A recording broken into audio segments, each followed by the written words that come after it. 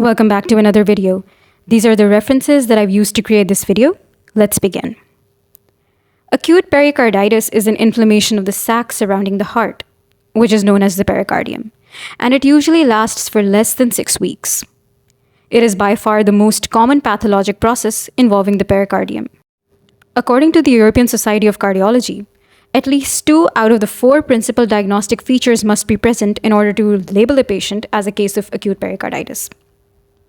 These include chest pain, pericardial effusion, pericardial friction rub, and characteristic ECG changes. Before we discuss each of the principal diagnostic features in detail, let's take a quick look at the classification of pericarditis. Pericarditis can either be clinically classified or etiologically classified. When we're talking about the clinical classification, we're going to be talking about acute, subacute, and chronic pericarditis. Acute pericarditis could either be fibrinous or effusive, and it lasts for usually less than 6 weeks. Subacute pericarditis lasts for about 6 weeks to 6 months, and it could be effusive constrictive or constrictive. Chronic pericarditis lasts for more than 6 months, and it could be constrictive or adhesive. Moving on to the etiologic classification, we can broadly classify it as infectious, non-infectious, or pericarditis presumably related to autoimmunity. Infectious causes include viruses such as Coxsackie virus A and B, herpes virus, echovirus, and adenovirus. It could be pyogenic, which includes streptococcus and staphylococcus. It could be tuberculous pericarditis, or it could be fungal. That is due to histoplasmosis, candida, or blastomycosis. Non-infectious pericarditis can be acute idiopathic, or due to renal failure, neoplasias, trauma, aortic dissection, or acute MI. Pericarditis related to autoimmunity can either occur due to rheumatic fever, collagen vascular diseases like SLE, rheumatoid arthritis, ankylosing spondylitis, scleroderma, etc., or it could be drug-induced.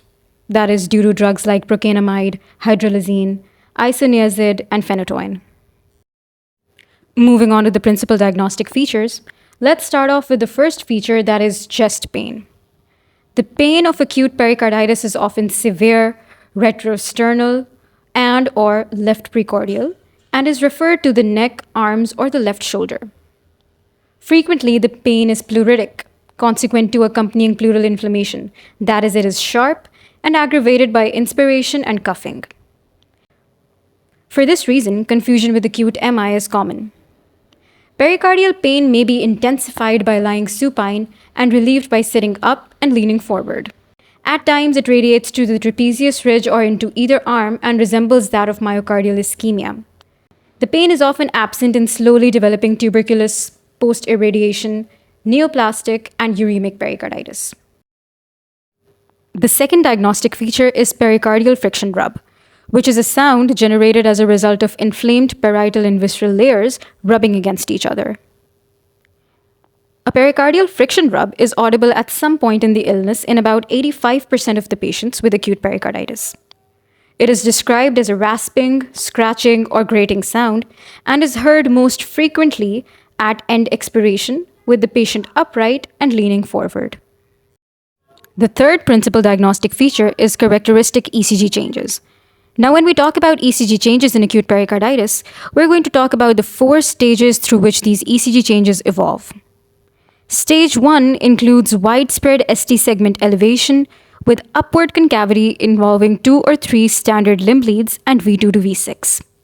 In addition, there will be reciprocal depressions in AVR and occasionally V1. The second stage occurs after several days and involves ST segments returning to normal levels. Stage 3 involves T waves becoming inverted. And in stage 4, which occurs weeks or months later, the ECG returns to normal. The fourth feature is pericardial effusion, which is associated with pain and or ECG changes with electrical alternance, that is, if the effusion is large. Electrical alternance basically refers to QRS complexes of alternating amplitude in the ECG. Pericardial effusions are clinically significant when they develop within a relatively short time because it may lead to cardiac tamponade. A cardiac tamponade is obstruction of blood inflow into the ventricles due to fluid accumulation in the pericardial space.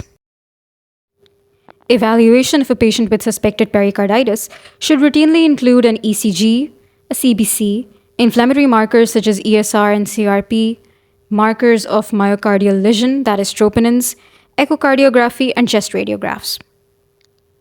For diagnosing bacterial pericarditis, pericardial fluid analysis is required, which includes gram staining, acid-fast staining, fungal staining, and culture to identify responsible organisms.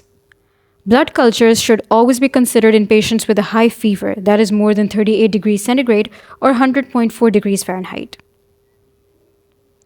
In suspected tuberculous pericarditis, polymerase chain reaction or PCR can be used to detect Mycobacterium tuberculosis DNA in the pericardial fluid.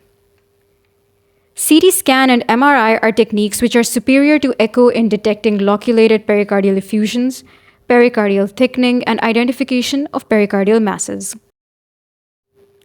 A common diagnostic error is mistaking acute viral or idiopathic pericarditis for acute MI or vice versa. If pericarditis occurs within a few days or weeks of a chest blow, a cardiac perforation, or a cardiac operation or an acute MI, the pericarditis is probably secondary to post-cardiac injury.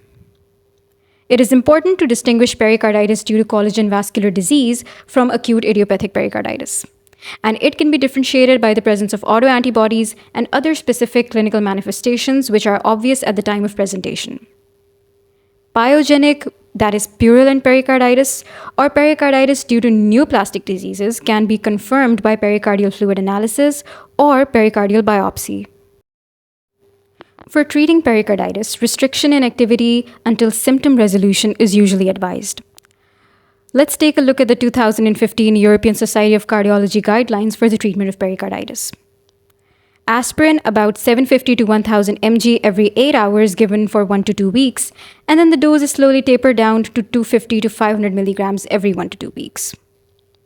Or ibuprofen 600 milligrams every 8 hours is usually given for 1 to 2 weeks, and then the dose is tapered down to 200 to 400 milligrams every 1 to 2 weeks. Gastroprotection, that is the use of proton pump inhibitors, about 20 milligrams per day is advised.